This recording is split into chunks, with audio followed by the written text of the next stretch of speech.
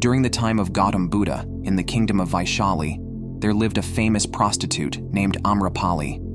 She was incredibly beautiful and had been declared as Nagarvadhu, meaning the bride of the city, which implied that she belonged to the entire city. Amrapali was so beautiful that golden chariots were always parked at the gates of her palace. Even great kings had to wait for a chance to meet her. Although she was just a prostitute, she became so wealthy that she could have bought the entire kingdom. However, while Amrapali's body was beautiful, her soul was even more beautiful, longing for true love. Amrapali had not become a prostitute by choice. She was forced into it by the king. Amrapali often pretended to love her clients because she was paid to do so, but deep inside, she hated them. They all used her as an object of pleasure and never respected her as a human being. One day, as Amrapali stood on the balcony of her palace, she suddenly saw a young Buddhist monk passing by with nothing but a begging bowl. He had tremendous awareness and a powerful presence that attracted people to him. When the young monk looked up, he saw Amrapali watching him. With deep respect, the young monk bowed to Amrapali. Amrapali stood still, gazing at the young monk, and for the first time, love blossomed in her heart. For the first time, someone looked at her with respect. For the first time, someone made her feel like a human being. Amrapali quickly came down the stairs, went outside, touched the young monk's feet, and said, "Venerable monk, please be my guest today and accept a meal at my palace." Amrapali added, "Please do not refuse my invitation because this is the first time I have ever invited anyone. Thousands of times I have been invited by kings and emperors, but I have never invited anyone myself. This is my first invitation."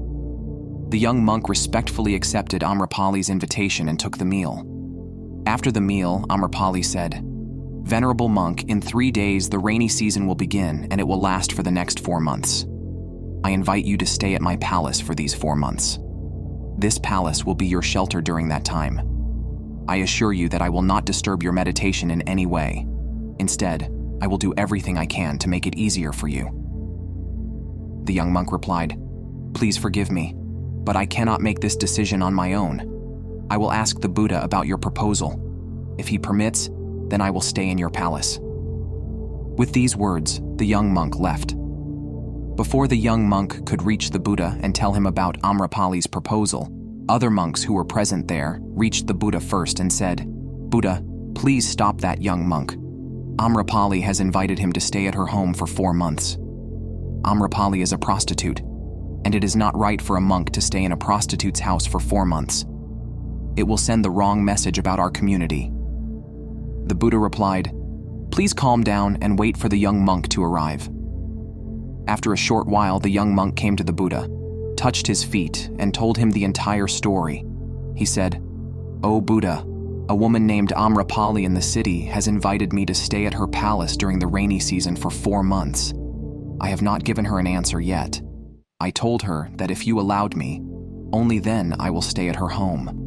O Buddha, I will do whatever you say." The young monk referred to Amrapali as a woman and not as a prostitute. The Buddha looked into the young monk's eyes and said, "You may stay." Suddenly, an older monk stood up and said, "Buddha, this is not right. This young monk is hiding something. He says that a woman named Amrapali has invited him to stay at her home, but she is not just a woman, she is a prostitute."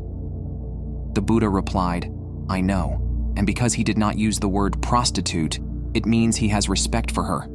That is why I am allowing him to stay there." Thousands of monks present there could not believe that Buddha had allowed a young monk to live in the house of a prostitute. 3 days later, the young monk went to stay at Amrapali's palace. As soon as he left, the other monks started talking wrong things about him. Buddha calmed them and said, "I trust my monk. I have seen in his eyes that he has no desire for pleasure. If his meditation is deep, he will transform Amrapali's heart. But if his meditation is not deep, Amrapali's physical attraction will change the monk. This is a question of meditation versus physical attraction, and we will get the answer in 4 months." Hearing the Buddha's words, The monk said that the Buddha was taking an unnecessary risk by trusting the young monk too much. The monk is young, and Amrapali is very beautiful. Time passed, the rainy season ended, and after 4 months, the young monk returned. He touched the Buddha's feet, and behind him came Amrapali.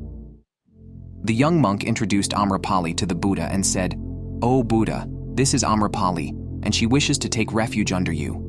She is a remarkable woman, not only beautiful, but also as pure in soul as you can imagine." Amrapali touched the Buddha's feet and said, "At first, I fell in love with this young monk at first sight. I tried many times to attract him with my beauty, but I completely failed. Instead, this young monk made me aware of meditation and made me realize that real life is not in pleasure, but in meditation. Therefore, O Buddha, I want to donate all my wealth to your monks and want to spend the rest of my life in meditation." Amrapali became the first woman among the Buddha's disciples to attain enlightenment. The Buddha told all his monks, "If you fear the company of a prostitute, that fear has nothing to do with the prostitute. Instead, it is a product of your unconscious mind because you have suppressed your desires. Sensual energy cannot be suppressed. It can only be transformed." Buddha says that it is better indeed to conquer oneself than to conquer others. Neither a diva, nor a Gandhava, nor Mara, together with Brahma, can turn into defeat the victory of the man who controls himself.